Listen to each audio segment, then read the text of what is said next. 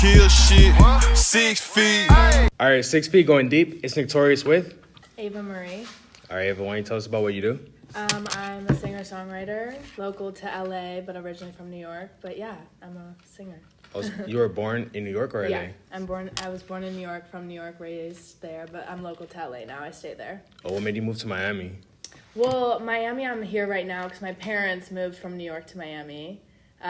So now this is home for when I come home to visit them. So, okay. Yeah. How was it like growing up in LA? New York. In New I grew York. up, New York, it was good. I mean, it was cold. I hate cold weather. I mean, it was like, I grew up in a small town in New York, so it wasn't Manhattan. I think, so that was like, I just couldn't wait to get out type of energy. But it was definitely inspiring, and there was a lot to offer, though, where I did live for what I wanted to do, but I definitely was like itching to experience more, especially once I graduated high school. So. Yeah, you definitely came to the right place because Miami's super hot. Yeah, Miami's crazy. I love it. Were you making music in New York? I wasn't making my own music. I was more so training. Like, I started training in music in opera, actually. So I did opera for 4 years. Then I did jazz. Isn't there like an opera song called like Ava Marie? Or... Yeah, there is, which is funny. My mom sort of named me after that, but yeah, so I trained in that, and then I trained in vocal jazz, and then did a bunch of musical theater, because like obviously New York's theater a lot, so. Was your dream to be on Broadway? At first, originally at first, my dream was dance. I was a huge dancer, and I still am, but it's definitely shifted a little bit. Yeah, I saw in your music videos you had like a whole choreography and stuff. Yeah. So I choreograph, or at least like half of it. I have a lot of friends as well in dance that help me choreograph, but I always have a vision when I write songs about dance. It just kind of coincides for me always. But yeah, dance was my original dream. But then you can write dance?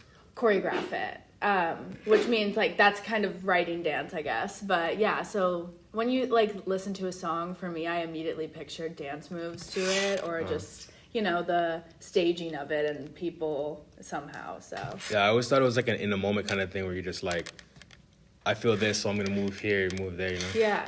I didn't know you could actually write it. Yeah, I mean, like you choreograph it, and like especially for big shows, obviously, like. For example, Beyonce, J-Lo, they obviously have huge choreographed numbers that they rehearse.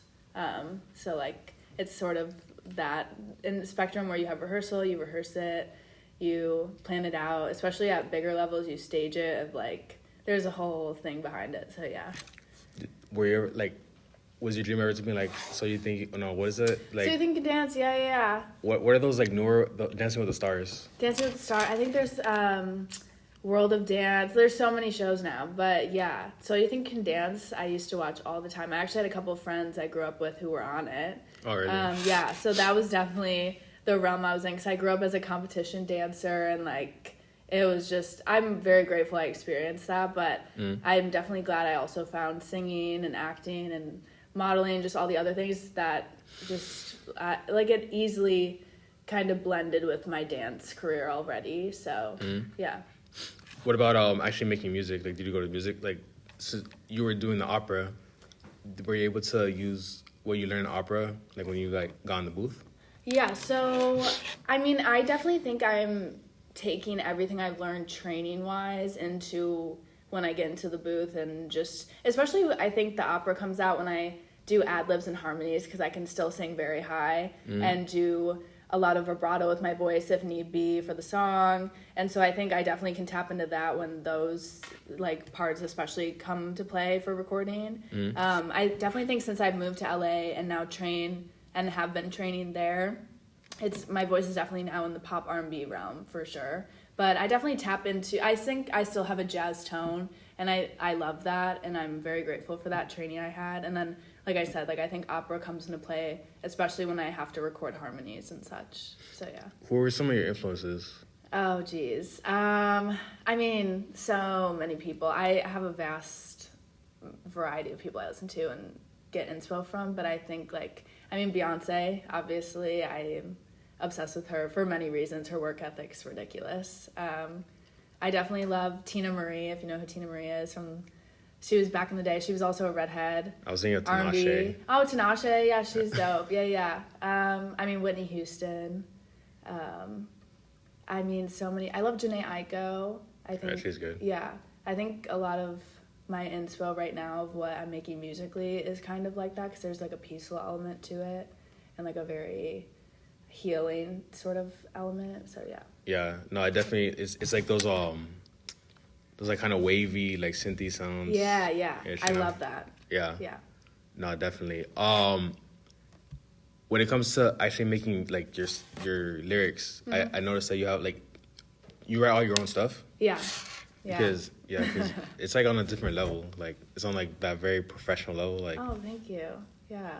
I mean, writing for me kind of, I was talking earlier about it, like I never thought to write my own music until quarantine happened, and then obviously we all had a lot of time to sit around and kind of think about a lot, and it was weird. I happened to be living in a building in LA at the time, across the hall from a producer, and we somehow were in the elevator at the same time and then started talking about music, and then he was like, have you ever thought about making your own music? Because I told him I've always sang and like trained, but I never really did original stuff, and then he was like, you should try that, and then one thing led to another, and now I can't stop writing, and like that's all I'm doing. So do you mainly write about relationships, or I'd say. I mean, definitely this upcoming EP I'm gonna release is about one particular relationship that there was so much to it, but I mean, I think too just life things, because I think I try to make my music so maybe for me the igniting factor of a song is the relationship, but I kind of try to make it where it could be about anything maybe someone's going through, because I really want people to relate to it, and I also, that's not the only thing I talk about and like deal with that is struggles in my life, and there's so many aspects to everything, so I try to throw in certain things where I'm like, oh, it could be about this though, or that, and it's like really your own experience you could take it as. Yeah, I don't remember what you said, but I remember like when I was listening to music, I heard something you said like, damn, that's like so, like that hit me in like a chord that's like so relatable with like what I was going through. Yeah, I definitely like want that to happen when people are listening to my music, and I don't know, I think that's the special part of it, especially once you start singing live. Like I just had my first performance performing my original music at South by Southwest, and it was crazy to like actually perform songs I've written in front of people, and it was just a whole other element of seeing people relate to something like firsthand, like happening in front of me, so that was really cool. So are you able to remember all your lyrics?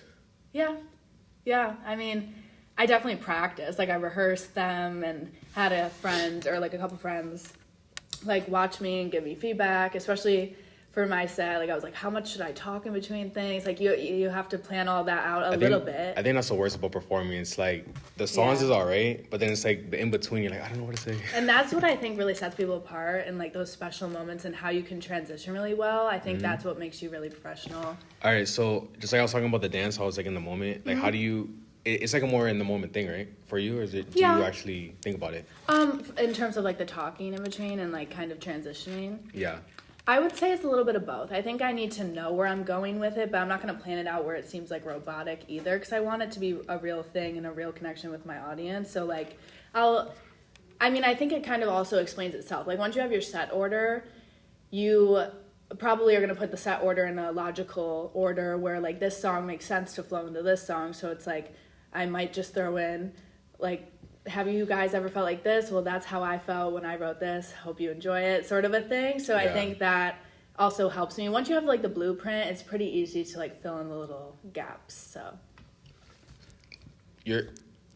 how was the crowd when you performed at South by? Oh, they were so sweet. They were so responsive, and it was funny because they kept seeing me earlier, walking around, watching other people perform. Because South by is like, obviously, if you know about it, like there's so many people performing at all corners of everywhere in Austin, Texas. So it's like you're kind of trying to sneak and see everybody perform and then also get ready for your performance, depending on the stage you're at as well. So it was funny, a lot of the people who came and saw me, I was kind of like running by them earlier that day and like, hey, I'm going on at like 5:30, like come see me. And they all showed up, and it was so sweet of them. And like, I think making that connection before I went on stage added another element to them, like really connecting with me, because I was talking to them all before, so that was cool. Yeah, I think that's that's like one of the hardest parts is like getting that attention. Yeah. Of like, because people, you know, like there's so much, like just like you said, everything going on. Yeah. So it's like, how do you get that attention to make sure everyone's like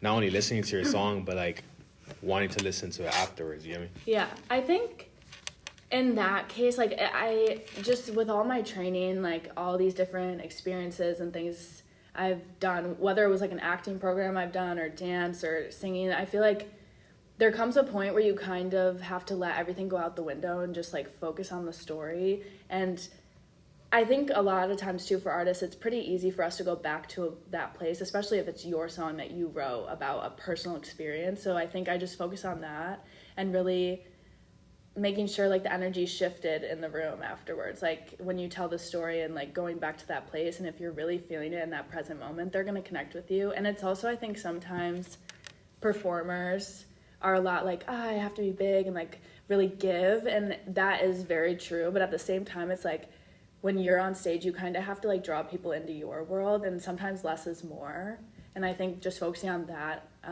is helpful to like let them really feel what you're feeling. I always notice that like at shows, music like yours, it, not to say it doesn't like get the crowd like going, Yeah. but do you have like, is it that same energy when you perform? So yeah, Like, are you going to turn up with stuff that you make? Right. So that's where I was like kind of even hesitant to perform at South by at first, because I was like, oh shoot, like I don't have really dance songs, even though I am a dancer, and even though the songs that are more of my slow R&B songs, I did choreography too in the music videos, and I have dancing for them, but it's different. Like you're saying, like when you're on stage and you're performing. So I was a little nervous. I was like, is this going to be enough? Or like, am I going to have enough energy? But again, I just like relied on the storytelling and also seeing all these amazing artists doing their thing. And some of them had way slower stuff than mine. And, you know, and it's all very situational. And I think you just have to trust in what you did. And also, I know for this project I'm going to be releasing, that 3 of the songs are already out. Like, there's definitely a certain tone to it and a certain tempo to all of it, but I already have stuff that I'm thinking of for my next project that's way more up-tempo, way more dancey. So like as I continue to put stuff out, I'm going to have like a very diverse like discography of like all different types of stuff. So I think I just am focusing on one show at a time of like, what am I giving for this show? And then I know down the line I'm going to have a lot more like up-tempo stuff. So when you're actually making your songs, like when do you think about the music video? Like when you're writing them or when you're performing, like recording them? Honestly, kind of both. I dream a lot, and like they literally just come in my dream. Like it sounds funny. You dream a lot or you sleep a lot? I sleep a lot and I dream in my sleep. But yeah, all of my music videos thus far that I've put out, I've literally dreamt them, and then that was it. Like I also went to college where I made a lot of friends in the film school. And I like know how to write my own shot list. I know how to write it. No, I went to Loyola Marymount University in LA. You're not from Yeah. But yeah, so that also helped that I have a lot of film friends, and I also acted, so I know kind of how to set up a music video. It's so funny because I took film here. Oh shoot, okay. And it's funny while I'm watching your videos, I'm like, oh, that's a long shot. That's a like. Yeah. No, so I had amazing directors, and they did so much and were incredible. But for some of them, I did write up my own shot list, and I was like, wide shot here, close up here. Where, you know, like, and then movement, handheld, like static, like all these different like ideas I had. And it's just, I think the editing process is one of the most important though for obviously music videos, because you can shoot all the content you need, but if it's not edited in the way you like dreamt it, then that's where it's like difficult. You have to go back in. So do you take a part of the editing, or you just trust the editor? For every music video I've done thus far, I've taken part in the editing. I just love editing. I have a certain vision. Are you super nitpicky, like, oh, change this, change that? Like, I try not to be. I like definitely trust everyone. I feel like you are. A little bit.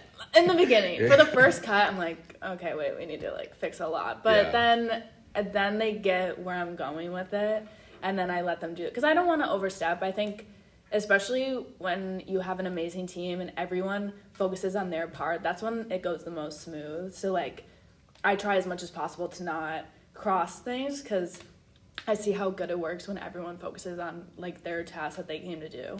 But for editing, they'll probably send me like the first cut and I'll give notes, possibly want to go edit with them.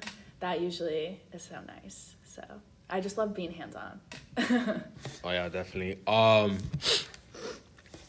What about, is that the same process when you're actually recording, or do you have a process in recording music, or you just like let the engineer just do what the engineer is gonna do? I feel like for me, for these songs I'm thinking of for my EP, so 3 of them, like I said, are already out. Those processes, again, were pretty, like, I came in, did my part, they did their part, and, like, we gave a little feedback to each other, but I have such amazing producers, and they really see where I'm going with things, and, like, I don't really have to say much. Usually they make the beat while I'm there, and then I go in, kind of sing through a bunch of different just ideas I have, and then they help me kind of format the song, and then obviously we go into harmonies, ad-libs, maybe redo the lead vocal if need be, but it's been a very easy process just how much these songs have flowed naturally for like both people, so yeah. Would you when you blow up, would you delete your videos and old songs? I don't think so, but like never say never. I don't really know. 'Cause it looks like a lot of work went into it. Yeah. So to like take it down. Yeah, I don't think I would take them down. But again, like I don't know in like 10 years how I'll feel about them. You know what I mean? Yeah. But because obviously as I get bigger and better, you're gonna want to just be better at things. And who knows what I'll make even for this next upcoming video of how much better or like the editing will be. But I feel like I want to trust and honor each step of my process and show people that. Because I know I like when I see artists like really show and talk about their journey in each step of the way and their growth, because that's inspiring, and it also is like letting in the viewer a little bit more. So I don't think I would delete them. I'm proud of them. So when it comes to like artists, their journey versus like, you know, like what is the term, the plant? Oh yeah. The industry plant? Yeah. Does that really matter? Because like honestly, did you see Janae's like come up, or Beyonce's? Well, Beyonce, she was in like a group.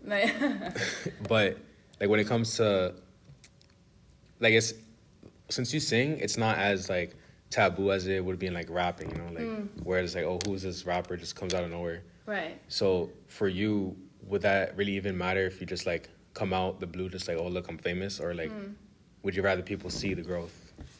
I mean, I think what I've always done and known, and I think what I appreciate, is the growth. I think you learn a lot in the process of things, and like I think even still I'm still making sure I'm like enjoying the journey, because I definitely can get impatient. I'm like, I just want to get there and I just want to be there. But I think there's so much beauty in it, and the people I've met along the way, and just even seeing where I am now versus last year is so inspiring to me. And like it's very important to acknowledge the little strides, because little by little it's adding up, and it's like that's the overall picture anyway. But I mean, obviously, like I said, like I am impatient, but I know for me, I think what's best and what feels right and most authentic and genuine is the growth, and like me really pushing and facilitating all this stuff and reaching out to people constantly and networking and going to create and going to train. I still train vocally, I still train dance.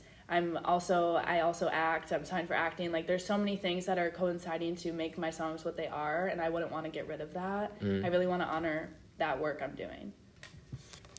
What makes you keep wanting to do it? Like what made you want to be an artist in the first place? Like to actually like want to be like making music. I mean, for me, it really was an innate thing. Like as soon as I could talk, I told my parents that I was gonna do that, and they were like, "Oh, all right." And like they have no idea to this day where I really got it. Like truly, as soon as I could talk, I said I was gonna be like a movie star. I was gonna be a pop star, like all this stuff. So it really for me was inborn. Like I don't really know how to describe it, and I've always wanted to be in the arts. Like my parents tried to put me in sports, and I liked it, but it wasn't compared to the passion I had for the arts at all.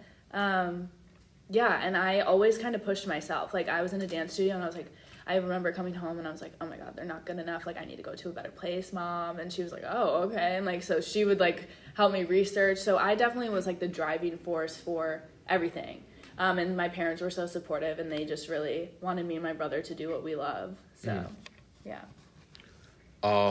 Did you ever have a dream that you woke up and it made you realize, okay, this is where I'm gonna, like any crazy dreams about where you want to go in life, or like think something that happened to you? Oh, geez. It doesn't even have to be about music, just like, right. You know, something you foresaw in your dreams. Yeah. I mean, a dream that's always reoccurring is just like me singing in front of a huge stadium. Like, I'm always seeing it and just seeing all the people and the lights and everything. And it's just like, and seeing my mom and my dad there. And whether it's like a world tour and we're in Italy and then we like go out to dinner after, like, I just want to be able to give them all of that as well, and like have them tour with me and experience life with me. Is your family from Italy? We're Italian. Okay. So I just picture us there. I don't know. We've never been there, which is hilarious. We're like New York Italians, but is it like in a Coliseum?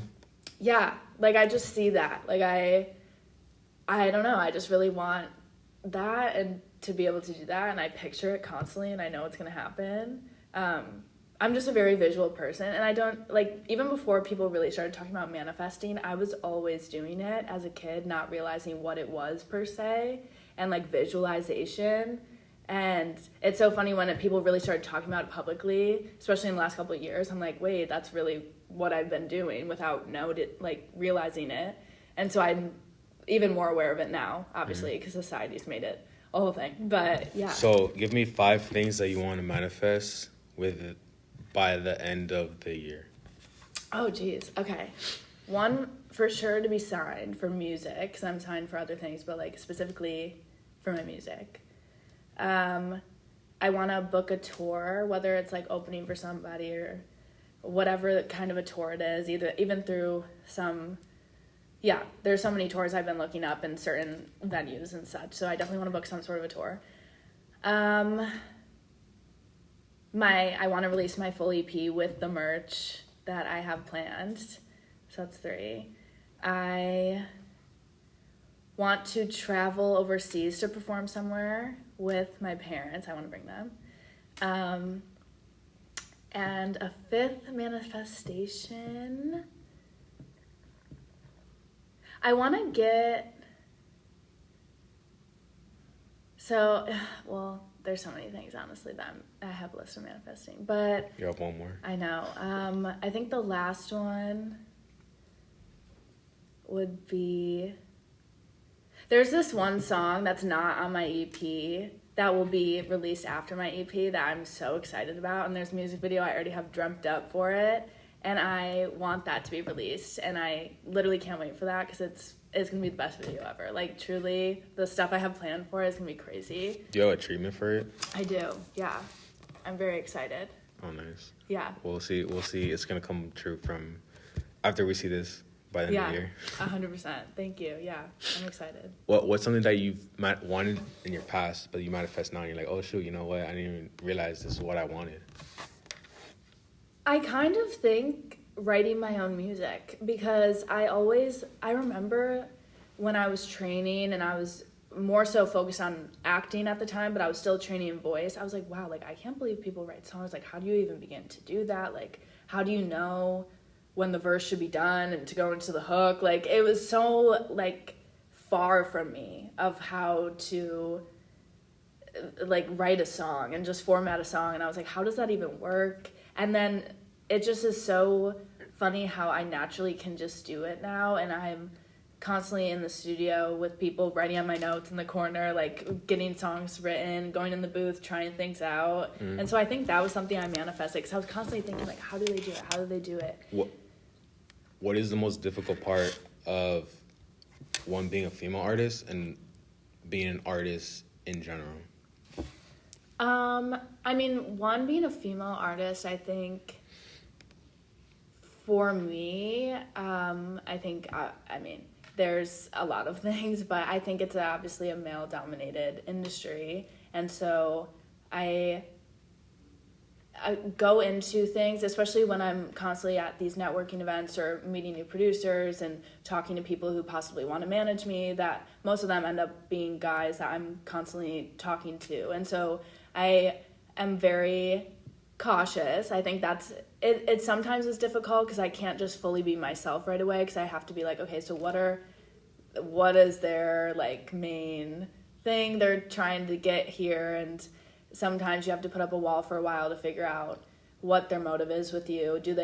And even if it's not that negative or bad, but also, do they want to change you? Do they want to overpower and control you? Will they really respect you for you and your vision and like just you as you are? Or like, there's a lot there. And so just even thinking about like, how am I standing? What am I wearing? Like, there's certain things that I feel like female artists, especially in the beginning on the come up, when you're really eager and you're looking for collaborations and guidance, there's so many things at play, and especially in terms of power dynamics and everything like that. So that's definitely very difficult to navigate, but I found some great people, obviously, that I'm so grateful for, that their support and their creativity in my life. There's definitely been certain occurrences where I'm like, that was rough or something, but as I'm sure a lot of other female artists have to say. But yeah, so I think that's pretty difficult sometimes. And then as an artist in general, I mean, you just want to be respected for your work and your craft and your art. And it's such a fine line, because it's like, they're always like, it's a business. But yet I feel like we all are in this because we're so emotional and we're vulnerable and we love to express ourselves in this way. So I think that is difficult, to know that someone could be very harsh about something so vulnerable that you just wrote or something, but to not take it personally. There's like a fine line to healthily, I feel like, deal with that. So I think that can be difficult as well. What's your sign? I'm a Leo. Oh, okay. Sun sign, yeah. I thought you were a Gemini too. Oh, really? You're a Gemini? No. Oh. Oh no, because her other artist is. Oh, okay, fine. What are you? I'm a Pisces. Oh, wait, is your birthday It was or past? Yeah, like 3 weeks ago. Oh wait, happy belated. Thank you. Fun. I feel like Leos and Geminis give off similar energy. Yeah. A little bit. I'm shocked I don't have Gemini in my chart. I don't have at all. Like, it's so crazy because I love Gemini and I feel like I have some Gemini qualities, but I have no Gemini. What else is in your chart? Aries, Moon, Libra, Rising. Oh, okay. I'm a Leo sun, obviously. I think I have some Cancer in me, which is interesting. You know, like the whole Western and Eastern astrology, or is it just like... I don't know. You don't know? I don't know. I know kind of like my gist of my chart, and I read here and there. I mean, I think astrology is fun, but I have some friends who know way more about me than I know about me. Do you think it's fake? I don't think it's fake, but I do think that if you're really working on yourself as a person, and just emotional intelligence and things, I don't think your sign necessarily has to define your little quirks or like your thing. Because I think you can't necessarily generalize all like one sign, because I've met very different signs that are, or people that are the same. Some signs you can. Really? Like what? Geminis. That's hilarious. Well, oh my God. What do you think is the most toxic sign? Oh, jeez. I was gonna say Leos too, because recently Leos, they've been like. For me, but I don't want to say that. I mean, for me, you could say we're going deep. The most toxic sign, relationship-wise, has been Cancer for me. But I have some Cancers in my life that are awesome. But I've had like too many Cancers now that I've been involved with that it's just been brutal. Like it's been bad. But, yeah. So I don't know, I get along with Cancer, so I don't no, and that's the problem. Like I obviously I gravitate towards them at first, or like it's great, and then it just does not stay. That's how I feel with Geminis. It's like they're cool, and then they suck. Yeah. I get along with Geminis, like I really like them, but also again I haven't really gone that deep or far with any of them. So I can't really give a judgment. But with Cancers, I've definitely fully gone through a ton. And it's been brutal. So yeah, so you know about them. Yeah, for sure. How do you keep your vibration so high? I surround myself with really good people. I took this class once you kind of rate people in your life around you as like A's, B's, C's, D's, whatever. And they kind of they talked through a series of questions with you, and you kind of listed like your 10 to 15 people that you see probably the most. And then based on the certain questions, you rate them, whether they're like A, B, C, D, whatever. And most of the questions were like, are they doing what they love? Are they happy with doing what they love, or do they feel like miserable about it? Are they both like happy and doing what they love? Like, you know, certain things like that. And whatever success is to you, do you think they feel that way about themselves? And so then slowly but surely I realized I didn't have many A's in my life, and I was like, that's not good that I'm like the one that's pulling up everybody. And so then I slowly just figured out who I could let in for certain things and who I couldn't. And then now I feel like I have a healthy balance of the people I'm surrounding myself with, and I think that's helped me keep my spirit up. And just, I think just being healthy overall, like working out, getting sleep, talking to people I want to talk to, obviously creating music, doing what I love, and like constantly putting this puzzle piece together of the industry and like what I need to do. And it's fun most of the time. Sometimes it's frustrating, but... How old are you? 23. Okay. You don't think you ever get jaded with the industry and like... Again, never say never. Like, I don't know how I'll feel in 10 years, but I don't think so, because I know that I'm in it first because I love this. Like, I love what I do, and I can always go back to why I started. And me writing songs is very liberating and like almost like therapy to me, and no one can take that away from me. There's a lot that you have to go through for this industry. I mean, even just the little amount that I've already... It's definitely a lot, but I think I have a strong support system, great people around me, that I think as long as you keep that and stay true to who you are and like stay grounded throughout everything and stay level, like don't get too high, too low, I think, no, I won't be jaded. All right, so this is the last question. Yeah. But going back to what you said about rating people in your life, like A, B, and C. Yeah. How do you like guard yourself from people that you don't want around you and people that you feel like aren't good for you? Like, you feel like you're good at that? I think I am now. I think I was. If you asked me this probably like a year even ago, no, I was not. I think you have to learn things with experience. Like, there's only so much people are going to tell you, like, don't be with this person, or don't work with that person, or that friend doesn't really seem like they're really supporting you. And you kind of learn on your own. And also you have to figure out what you're willing to put up with and what you really think is tainting your space and your energy.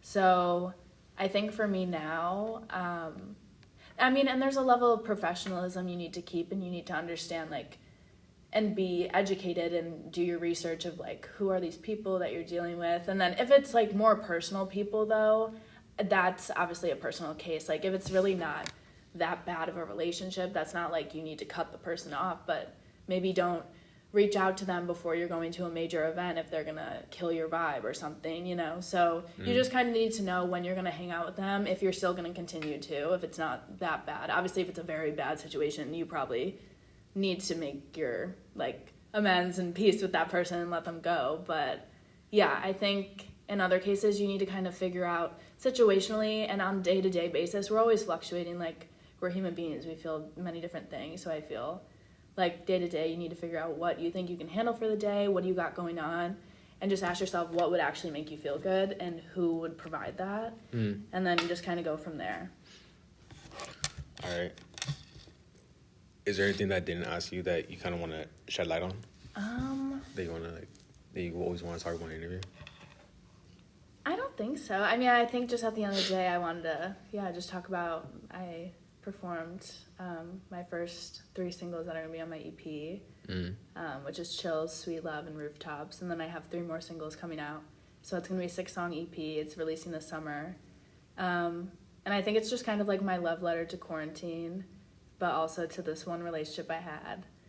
And I just think it shows the growth of me, especially emotionally, and just how I view even the world kind of different, and myself differently too afterwards. So yeah, I'm excited. I was looking at your nails and all the blue that's got. You remind me of a mermaid. Oh my god, that's so funny. Yeah, because the outfit I wore for South by Southwest, I called myself the Texas Mermaid because everyone kept telling me that. For real? Yeah, because the way it looked very mermaid. And I didn't even buy it like that on purpose, but like my hair just constantly makes me look like a mermaid. But like and blue is like my main color for this EP. It's sky blue, ocean blue. That's why I was kind of talking about Janae Aiko. There's like a lot of grounding, like earthy, peaceful tones to this EP. Yeah. And so like blue for me just kind of has been my color for a minute. Janae kind of reminds me of what is that song? Oh yeah, this is kind of like mint, I guess, mint green. Yeah, that's what vibes I get from her. Yeah. So definitely you'll be seeing that for sure, like on the cover art, on the album, on just like the outfits I'll be wearing for my performances. I definitely want to stay in that realm of blues. You think you were a mermaid in your past life? Oh, for sure. For sure. Yeah, I mean, I love the ocean. I love swimming. Wait, do you have a music video by the ocean? I do, yeah. My music video, Chills, I have a lot of water stuff going on. Yeah, I was like thinking, where did I see you by the ocean? Yeah, so definitely a lot going on there. And then definitely you'll see it in my next 3 single releases. There's so much like water, like ebbing and flowing type of energy that you'll hear and you'll also see. So. Yeah, I'm definitely looking forward to that. Yeah, thank you. Who would you want to shout out? Who? Yeah. Oh my gosh. I mean... Just start naming names. So many people. I mean, my mom. Shout out to my mom. I mean, shout out to everyone who's created with me thus far on these projects, or shout out to my voice teacher, Miss Lindia, as well. She's been such a rock for me. She's like my second mom. Yeah, and then just everyone who's helped me produce, which is like Cade, Louis Lastic, Jay James, so many great producers out in LA that are really helping me and just collaborating with me and being just great people. So yeah. Mm-hmm. What is one advice that you would give to somebody starting out right now? Like they're trying to get to where you're at right now. Oh my God. I think you gotta kind of just hit the ground running. You really obviously gotta hustle, you gotta grind, you gotta put in the work. There's so many people I've been meeting, and you have to have a balance of creating and having alone time even to create, and then creating with people, and then networking. Like I feel like those are 3 things. Yeah, I mean, you're never gonna stop growing for sure, and this is definitely a marathon. So, I mean, there's so many people I've even gone through or like figured out like what environment is best for me to create in, what type of producer am I looking for. And so you're going to have to do a lot of different sessions and a lot of networking to find people to do different sessions to figure out really what you want. And then you'll slowly but surely start making songs. You're like, okay, I think this is the brand I'm going for. And so, yeah, I think it takes a lot to then start filtering out to then get these songs and these projects going. So I would say do as much as you can, really put yourself out there, but be safe and careful about it, obviously, and smart, but definitely do your research. Don't just like do anything, make educated decisions that are with intention. So yeah. No, definitely. Where can they find you at? At Ava Marie's music across all social media platforms. And then if you search Ava Marie, in music platforms, you'll find me in all of my songs that I've released thus far. So yeah. For sure. So it's been 6 feet with the one and only Ava Marie. Yes, thank you for having me.